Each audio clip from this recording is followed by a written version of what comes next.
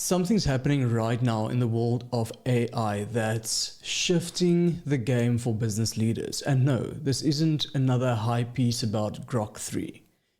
What's currently showing up in conversations I have with founders is that they're not asking about features or technical specs.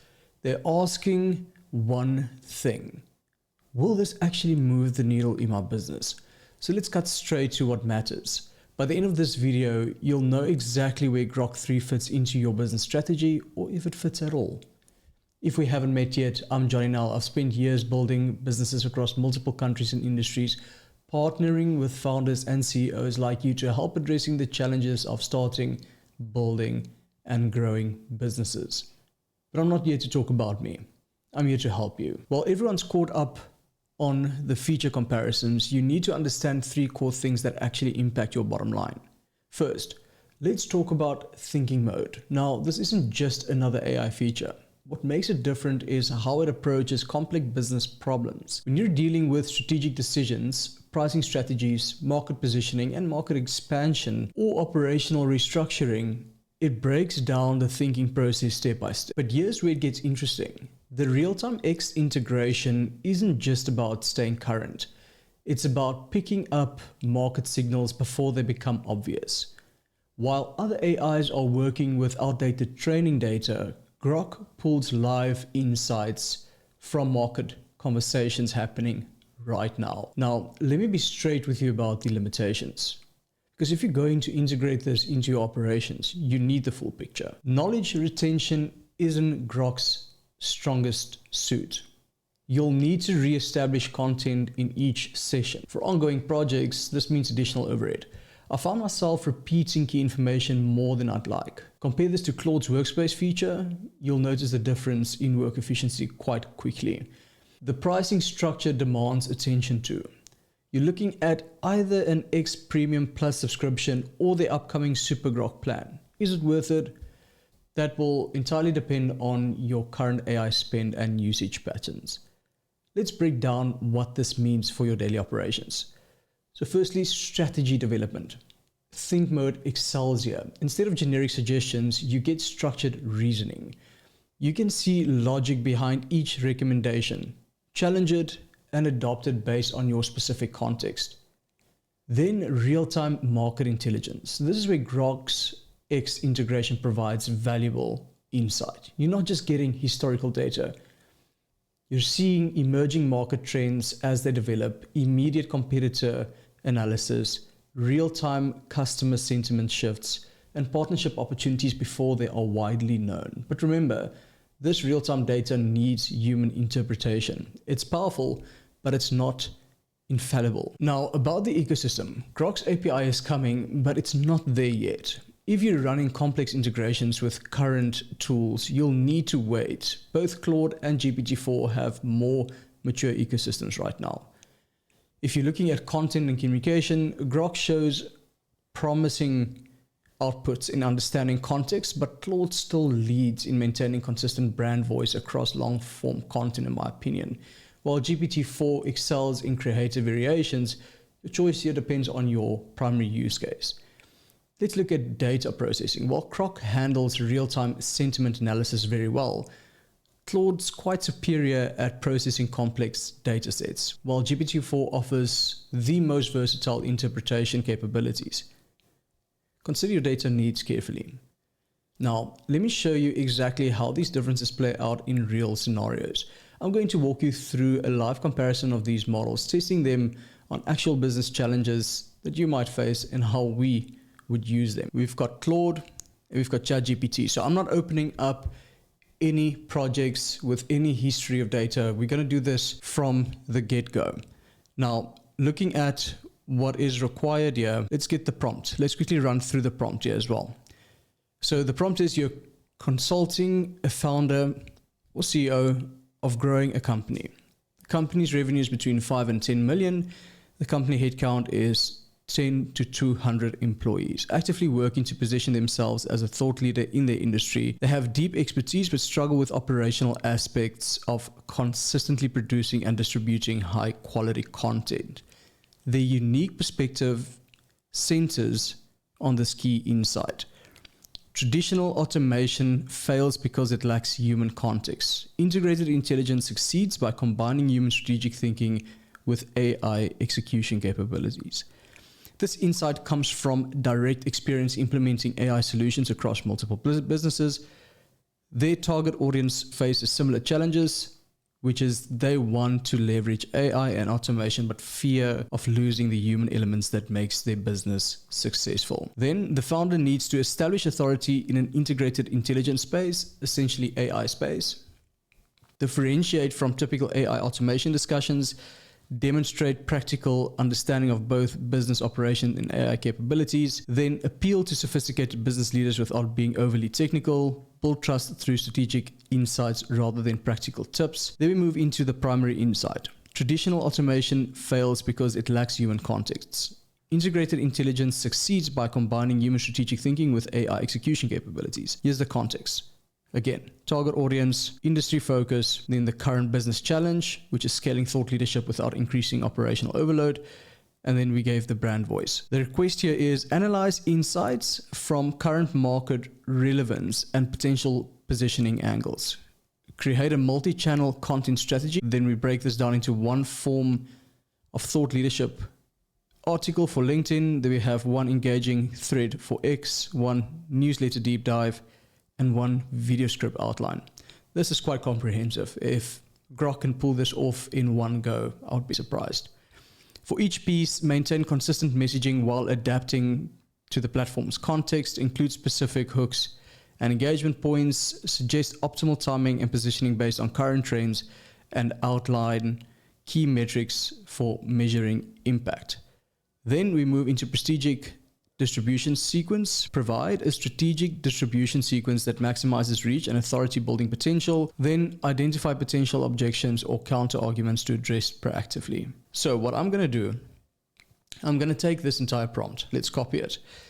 Then we'll put it to test on each of these platforms. I'm not going to choose any style on Claude either. And with ChatGPT, we are running 4.0. Also see what this produces based on the prompt, the output. And I want us to compare each section collectively. So let's look at step 1 here for analyzing insight for market relevance and positioning angles. The primary insight, traditional automation fails because it lacks human context. Integrated intelligence succeeds by combining human strategic thinking with AI capabilities, is highly relevant in 2025. Businesses are increasing and adopting AI, but struggle with overhyped promises of full automation leading to inefficiencies or loss of competitor edge. McKinsey's 2024 AI report highlights that 63% of companies see the greatest ROI from AI when paired with human oversight, not as a standalone solution. This aligns with the founder's perspective and offers a fresh angle against the crowded AI solves everything narrative. This is good. What I would have liked to see here a little bit more is, for example, these stats here, perhaps the article, but we will run it again in the deep research section and see if it provides us with something different with Claude. And let's look at ChatGPT. So market relevance, AI automation fatigue. Many business leaders are overwhelmed by strategic AI discussions. The human context gap. Traditional automation efforts often fail because they focus on cost cutting rather than strategic augmentation. Businesses need AI to enhance, not replace human decisions. I must say, I do appreciate the reasoning a bit more around Claude's step 1 so far. So let's look at positioning angles. The pragmatic visionary position. Your founder is someone who's implemented AI across businesses and learned what truly works, not just theorizing. The human first innovator. Emphasize that AI should amplify, not replace human strengths.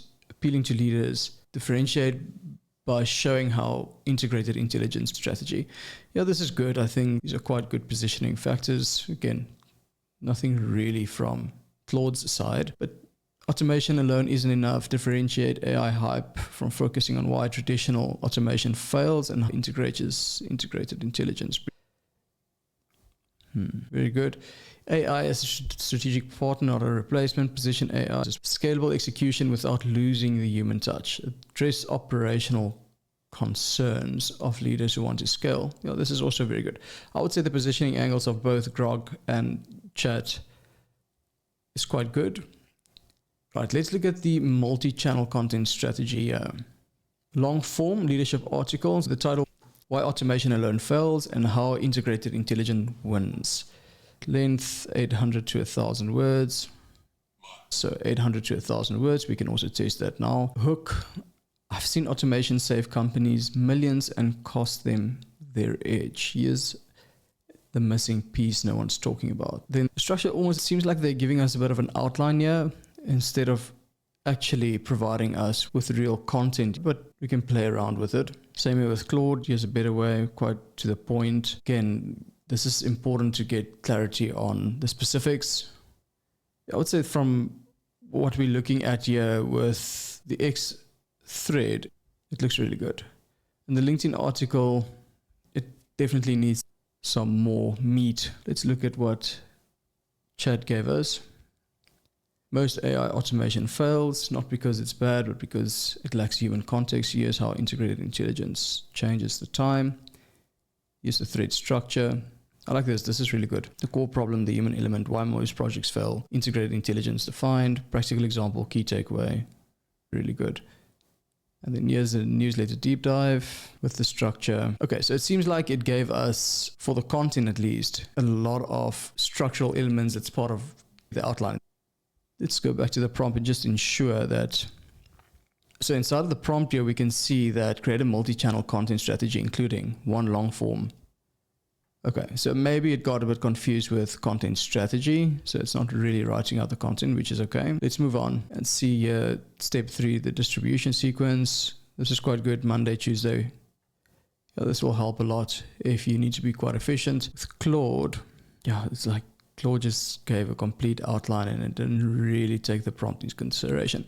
Claude is really good though at writing copy if you provide it with enough specifics. Let's look at Chat. Also quite a good structure. Monday, post X. Okay, Tuesday, publish the optimal, cross promote. Very nice. Then I see it skips Wednesday, but Thursday sends newsletter. Friday, short form video on LinkedIn. Good. Let's look at the objections here. We've got potential objections and counter arguments. This is just rebranded AI hype. Counter, no, it's grounded in experience. I'm not sure. That's not really the best way I would have handled that objection. The same here, human oversight slows things down. It's almost as if it's just giving statements. It's not reasoning quite well. Show how integrated. Yeah, this is a bit better. So this explains a bit more on what you should be doing and what that looks like, instead of just giving straight up answers. Right? This helps a bit to think further and to challenge the AI to go a bit deeper instead of just providing a response. AI is too complex for businesses. Frame integrated intelligence. Yeah, this is a much better way of handling objections because it really provides you with the intelligence so that you can go and think and work that out yourself. We can't afford to slow down automation. Demonstrate our proper integration. Yeah, these are good. I would say Claude definitely win for the potential objections. The same here with Grok as well. They both provide just responses, but when you look at the second one, explain how real businesses have applied. This is a good answer. Objection 3, AI replaces jobs, not enhances them. Show examples. Yeah, this is not too bad. I would definitely say Claude and Chat much better than Grok at looking at providing intelligence around objections here. So let's look at what we can do differently and get some practical insights, especially from writing a post, just to see what the writing capabilities are. So we can say, based on the information above, what would you suggest be the top 5 titles for, let's say, LinkedIn? Let's look at the article titles from Grok. Why automation keeps failing and what works instead. This is quite good. It directly calls out the flaw in traditional automation and promises a solution. Very good. Hook, also quite good. There's a few different ones here. Let's see with Claude, beyond the AI hype, what to 100 failed automation projects. Yeah, this is not really compliant, unless it's true. Same here. It's a bit less sophisticated, more clickbait orientated. Not necessarily bad if you can help and guide it, but we're looking at what could be the most efficient from the get within its output. Why most automation fails. Okay, we just saw that one. I won't replace you, but leaders who use it strategically well. I like this as well. The hidden cost of automation, not too bad. Yeah, it's okay. I would say Grok definitely takes the lead here. All platforms now have finished writing a 1,500 word article on the same topic. So let's look at what that looks like. Imagine this. I mean, you can clearly pick up that's the way AI writes. This is quite good. It's very much in depth, but again, these statements needs to be backed up. It's always good to have a form of citation so that you can see and compare that as well. Consider this to be close to 1,500 words, right? Let's see, 1,323, not 1,500 yet. And if we remove all of these sections here, let's say roughly 1,300 words, which is not bad. Evaluating the copy, guys. If you want to go into the specifics of a copy, really dive into all the emotional aspects and what that looks like per AI platform, let me know down in the comments below. And if it makes sense, we'll definitely create something along those lines for you guys. Let's go to Claude. What I like about Claude is it really brings a lot of story elements into the copy. The only challenge here is obviously now it's not gathering all of this information pliantly. For example, I would have liked Claude to maybe ask me a bit more specifics about who I am. Now, obviously within the projects of Claude, you can create all of the brand voice and your experience and all your insights. But looking at it, it really goes into story, which is good. Goes a bit more into the practical aspects, a bit more into the emotional. Claude's writing is really good from a standardized process. Let's see how many words. Let's see, we're sitting around. This isn't new though with Claude. They're quite stingy with their token output amount. But let's see, roughly 950 words, okay? Let's look at chat here. Not as thorough, quite short. Yeah, 600. I like the structure here that we get with chat in comparison to, for example, Grok. Especially if it's an article, right? If we asked for a script, like a YouTube script, this could be much more beneficial because it really flows well. Where with Claude, you're dealing a lot with bullets. And obviously you will need to have insights in these areas to be able to elaborate as well. And then with chat, it also gives you the bullets with a good structure, which I think is beneficial. But again, robbing you of the output. You're getting potentially a third of what we are, right? We asked for 1,500 words. Where here, that will require extra output. So if I'm thinking from a team member's point of view, if they need to help with, let's use the example of writing a script. Yeah, it's going to take them much longer to do it. Whereas if the prompt is quite well established, Grok might just help with that. One thing I do want to quickly test with Grok and with ChatGPT is using the exact same prompt in the beginning, but using the deep research and think functionality, but also with chat going into the web aspect. So what I'm going to look for now is using Grok's deep research functionality, but also using ChatGPT, the larger reasoning model, and see what the outputs are. Looking at this, the nice thing about Grok is you can actually see here that it took 44 seconds and it really scrolled through the resources. Yeah, it did a lot of research, which, I mean, if you compare that to GPT's $200 operator plan, it's very similar. So looking at it, let's see what it actually produced. It researched 38 web pages. This is the key points. Introduction still the same, but I want to see the content strategy and how it changed. What do they add differently from the first response? Okay, they're currently using the same title. Bit of a better explanation based on the research done. The thread also is a bit of a better structure, also with the research done, which I think is very good. Newsletter deep dive, also much better. Script outline. I would bring a bit more value into the script and a bit more story.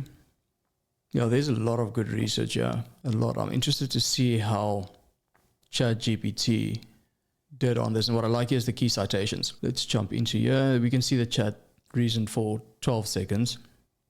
Yeah, still quite similar. It doesn't really show us where it got a lot of the information. I still like the structure much more. The thread structure on chat is really good. This is also quite good.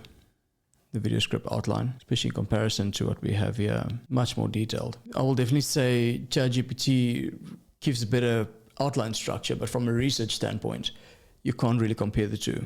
It's almost as if it didn't really research the web. It was just thinking based on its own knowledge base, which is quite outdated in comparison to Grok. And again, these citations extremely helpful, very efficient. You can just take from here and do further research on each article as well if you want, which is highly beneficial. All right, now let's look at what the comparisons looks like from math, science, and coding.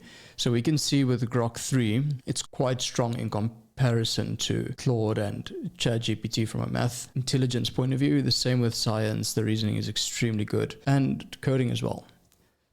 Guys, if you want to go have a bit more of an in-depth analysis, go to artificialanalysis.ai. They really spend a lot of time helping to digest these specifics. I'll add the link for this analysis below. You guys can go through it, spend some time on it. It's really good. It really looks at all 119 different models out there.